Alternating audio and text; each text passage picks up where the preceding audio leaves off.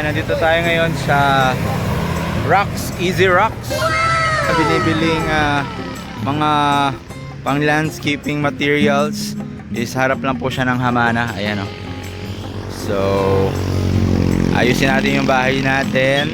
Yung mga ganito guys, na mga boulders, accent, nasa 2,100 yung square meter. So, kinuha natin yung oy!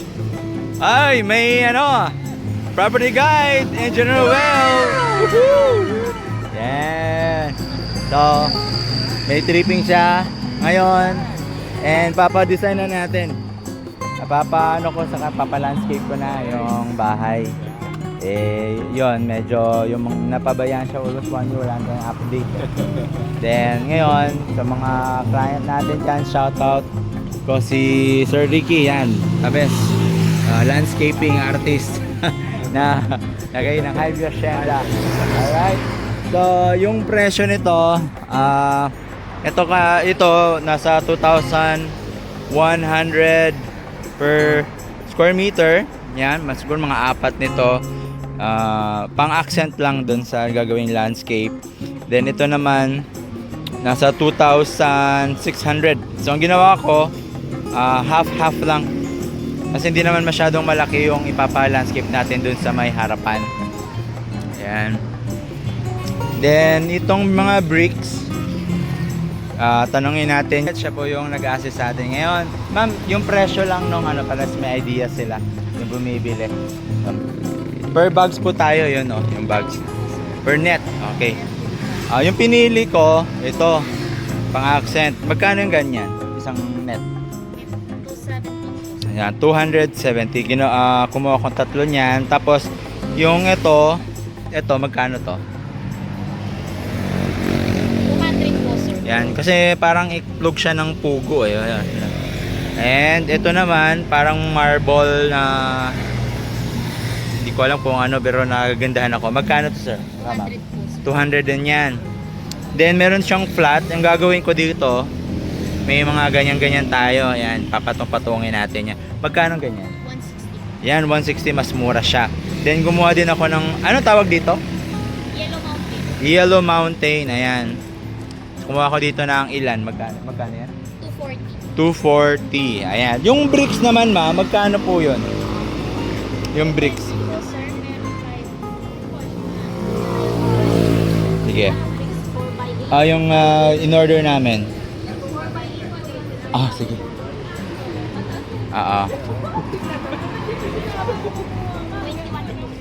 21 pesos, ganito. So, yan, 21 pesos isa. And yung mga gorgold nyo, yung maliit. 42,000. Okay. Pares na yon yung dalawang gorgolds. Yan, sa mga gusto ng ganyan. Mga stone tiles dito na marami pong pagkagamitan. Kung gusto nyo ng may mga accent wall sa gate. At kung gusto nyo mayroong kayong mga design like dripping water. Kung may mga fish pond po kayo. Yan. At ang kinuha po natin 1 meters by 1 meters. Yun po ay nakakahalaga ng nasa 2,000. Kung di ako nagkakamali, nasa 2,100 to 2,400 po yung nabayaran natin dyan. At ang kagandahan po niyan, kung ano pong mapifit po dun sa 1 by 1 na yan, 1 meters by 1 meters, kahit anong mga bato na decorative, pwede, basta magkasya po siya doon sa inallocate nila na 1 by 1. At nakita ko dito, binitbit ko yung isa sa mga nagustuhan ko na bato, para po kasi itong Mount Everest, parang nakita ko lang siya. At ayan po siya, ayan, na bitbit kong bato, gustuhan ko siya. Iba-iba yung mga kulay niya. Yung file po nila na isa-isa, na ayos po yung paglagay para marami pag tayo masiksik, mga iba-ibang korte ng bato. So kung kayo po, kung gusto niyo mag DIY, ganito lang po, para siyang Mount Everest na bato. Konti lang naman yung ating in-order. Ay, ginamit ko na yung ating sasakyan para i-deliver dito sa bahay. Sa isa po namin binaba yung mga bato. At medyo may kabigatan po itong mga to, no?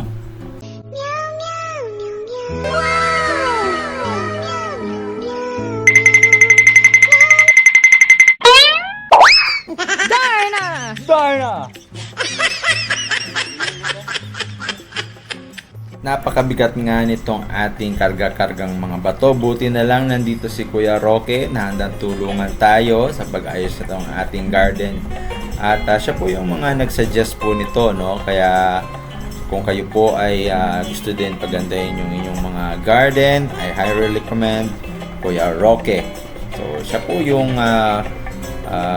nagme-maintain din po, isa sa mga nagme-maintain dito sa Highview Hacienda. Okay guys, so overtime po kami ngayon with Kuya Roque and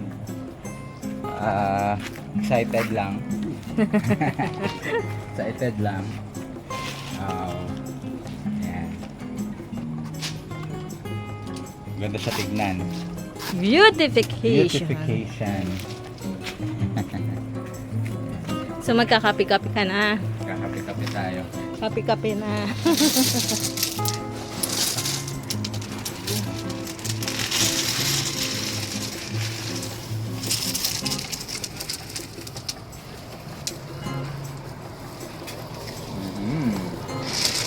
Ganda niya pag umaga.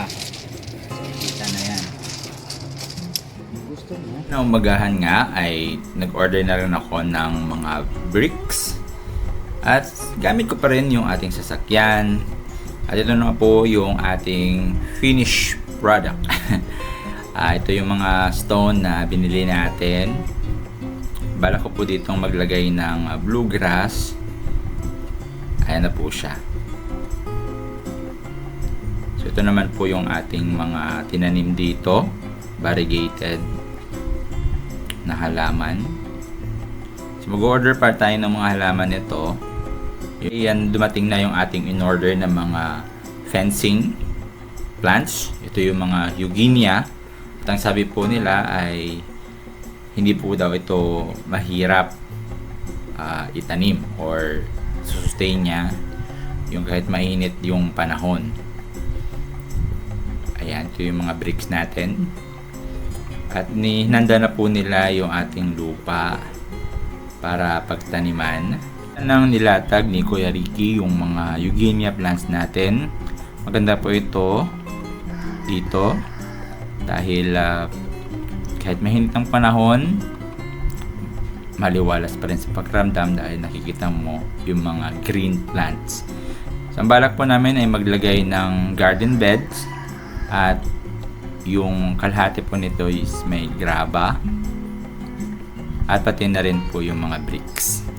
Tayo dito, ito po yung pinagamitan ng ating mga bricks. Ginawa natin siyang parang lining. Sinampulan na po natin dito ilalagay yung mga steps. At dito na area naman, lalagyan to ng graba. Tapos pag ganyan. Then Bermuda. Then ito yung parang carport. Bricks din yung dito sa gilid. Double bricks. Tapos may accent siya na yung parang ganun. Pebbles. Ito yung na tanim.